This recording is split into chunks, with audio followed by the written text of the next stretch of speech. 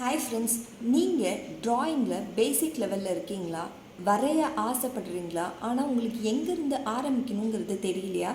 இனிமேல் இளம் கன்றுங்கிற யூடியூப் சேனலை சப்ஸ்கிரைப் பண்ணிக்கோங்க. டெய்லி நம்ம ஒரு வீடியோ ட்ராயிங் ரிலேட்டடாக போடுறோம். அதை நீங்கள் பார்த்து எப்படி எதிலிருந்து ஆரம்பிக்கலாங்கிறத நீங்கள் தெரிஞ்சுக்கோங்க. இன்றைக்கி தான் நம்ம பேசிக்காக நம்ம என்னென்ன ப்ராடக்ட்ஸ் வாங்கணும் அப்படிங்கிறத பார்ப்போம். நார்மலாக நீங்கள் இதெல்லாம் இருந்தால் போதுங்க. அதுக்கப்புறம் நம்ம ஹையர் லெவலாக என்னென்ன வாங்கணுமோ அதுக்கப்புறம் பார்க்கலாம். பேசிக்காக இது இருந்தால் போதும்.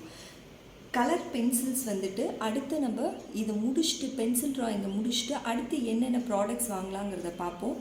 ஃபஸ்ட்டு பேசிக்காக நீங்கள் பென்சில்ஸ் டிஃப்ரெண்ட்டாக கலெக்ட் பண்ணி வச்சுக்கோங்க. ஹெச்பி பென்சிலே போதும். 2B 2H அந்த மாதிரி நிறைய டிஃப்ரெண்ட் கேட்டகரிஸ் இருக்குது பென்சிலில்.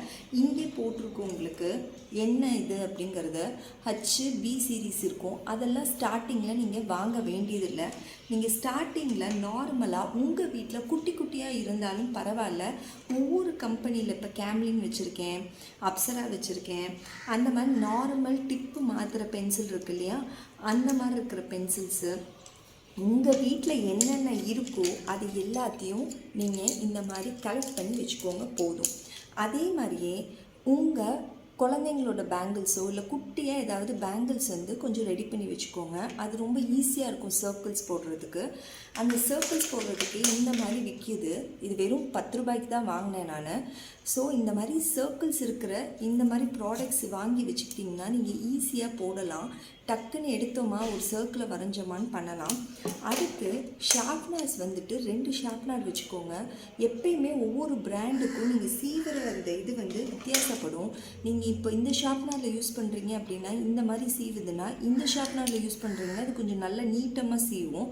ஸோ கிராஃபைட் எவ்வளோ தூரம் வெளியில் நிற்கிதோ அதை பொறுத்து தான் உங்களோட ட்ராயிங்கோட ஷேப்ஸ் வரும். அதனால தான் இத்தனை பென்சில்ஸ் இத்தனை கம்பெனியில் வாங்கி வச்சுக்கோங்கன்னு சொல்கிறேன். அதே மாதிரி வாங்கி நம்ம யூஸ் பண்ணும்போது எந்த பென்சிலில் டார்க்காக ஷேடிங் வருது, எந்த பென்சிலில் லைட்டாக ஷேடிங் வருதுங்கிறத நீங்கள் மைண்டில் கண்டிப்பாக நோட் பண்ணி வச்சுக்கணும். அதுக்கப்புறம் ஒரு சிடி மார்க்கர், ஏதாவது ஒரு கம்பெனி இது சிடி மார்க்கர் வாங்கி வச்சுக்கோங்க. நீங்கள் கன்ஃபார்ம் ஆனோன்னே இதில் கொஞ்சம் லைட்டாக ஷேடிங் பண்ணுறீங்க அப்படின்னா ரொம்ப நல்லாயிருக்கும். இந்த ப்ரஷ்ஷு யூஸ் பண்ணி வேஸ்ட்டான ப்ரஷ் தான். நீங்கள் இது வாங்கி எடுத்து வச்சுக்கிட்டிங்கன்னா நீங்கள் வரைகிறதப்போ அந்த கிராஃபைட்டை தள்ளுறதுக்கு யூஸ்ஃபுல்லாக இருக்கும். அடுத்து பார்த்திங்கன்னா இப்போது நீங்கள் இதில் வரைகிறீங்க இல்லை எழுதுறீங்க அப்படின்னா இப்போ இப்படி வருது. இப்போ கீழே இருக்கிற இந்த மைக்காவோட டிசைன்ஸ் பேட்டர்ன்ஸ் எனக்கு வரைகிறதோட இதில் அப்படியே இதாகுது, ரெசிப்ரோகேட் ஆகுது. நீங்கள் பார்த்தீங்கன்னா தெரியும். அதனால நீங்கள் வரையும் போது எப்பயுமே இந்த கீழே பொசிஷன் ஃப்ளாட்டாக இருக்கணும். ஸோ எனக்கு இந்த இது ஃப்ளாட்டாக இல்லாததால் நான் இந்த ரைட்டிங் பேட் யூஸ் பண்ணுறேன். இப்போ நான் யூஸ் பண்ணும்போது உங்களுக்கு ஷேடிங் பண்ணும்போது இந்த மைக்காவோட டிசைன்ஸ் எல்லாம் என்னோடய ட்ராயிங்கை ஸ்பாயில் பண்ணாது. ஸோ நீங்கள் கீழே ஃப்ளாட்டாக இருக்கிற மாதிரி நம்ம ரெடி பண்ணி வச்சுக்கணும். அடுத்து ஒரு ஸ்கேல் கோடு போடுறதுக்கு தான். இப்போது நீங்கள் வரைகிற இந்த ஷேடிங்கில் காட்டன் யூஸ் பண்ணுறீங்க அப்படின்னா இதை நல்லா அழுத்தி தேய்ச்சோம்னா ஷேடிங் நல்லாயிருக்கும். ஸோ இதையும் நீங்கள் காட்டனை கொஞ்சம் எடுத்து வச்சுக்கோங்க.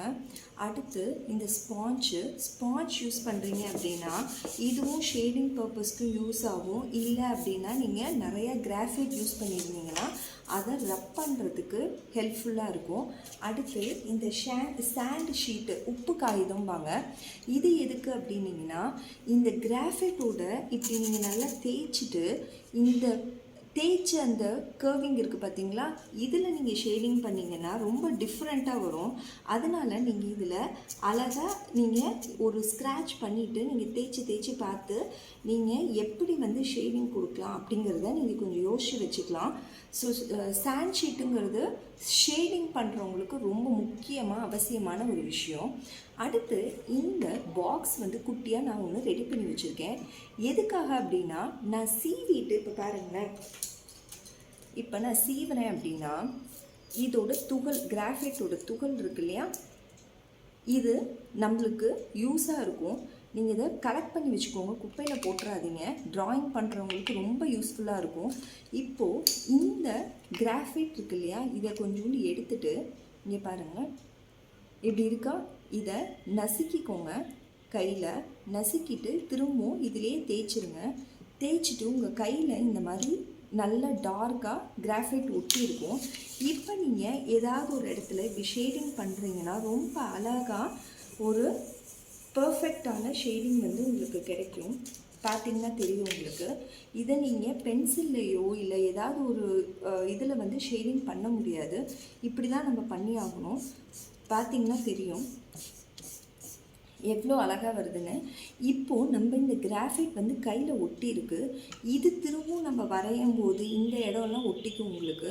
திரும்பவும் வரையும் போது என்ன ஆகும் அப்படின்னா, இந்த கிராஃபைட்டோட கலர் உங்களோட இமேஜை டேமேஜ் பண்ணும், உங்களோட ட்ராயிங்கை டேமேஜ் பண்ணும். அதனால இந்த மாதிரி ஒரு கர்ஷீஃப் வச்சுக்கிட்டிங்க அப்படின்னா நல்லா தொடச்சிக்கலாம். துடைக்கிறதுக்கு ஒரு கர்ஷீஃப் கண்டிப்பாக தேவை. அதே மாதிரியே நான் எல்லா கம்பெனியோட எரேசர்ஸும் வாங்கி வச்சுருக்கேன். ஏன்னா ஒவ்வொன்றும் ஒவ்வொரு மாதிரி அழைக்கும். ஒவ்வொன்றும் கொஞ்சம் பிசான்னு கொலான்னு வரும். இப்போ நீங்கள் இதை அழைச்சிங்க அப்படின்னா இப்போ வருது பார்த்திங்களா? இந்த பார்ட்டிக்கிளை நீங்கள் சேர்த்து வச்சுக்கலாம். இப்போ சேர்த்து வச்சுக்கிட்டீங்க அப்படின்னா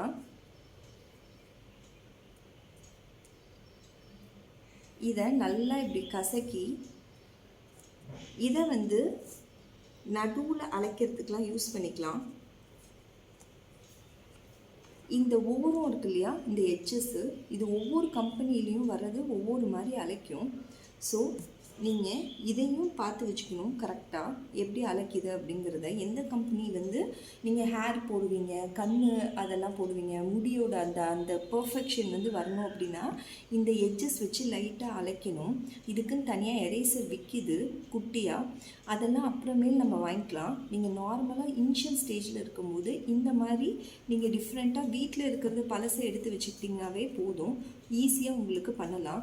க்ளவுஸ் ஒன்று எடுத்து வச்சுருக்கேன். இது எதுக்காக அப்படின்னா, நீங்கள் போட்டு வரைகிறீங்க அப்படின்னா அது ஒரு வித்தியாசமான ஒரு ட்ராயிங் வரும். மேக்ஸிமம் க்ளவுஸ் போட தேவையில்லை.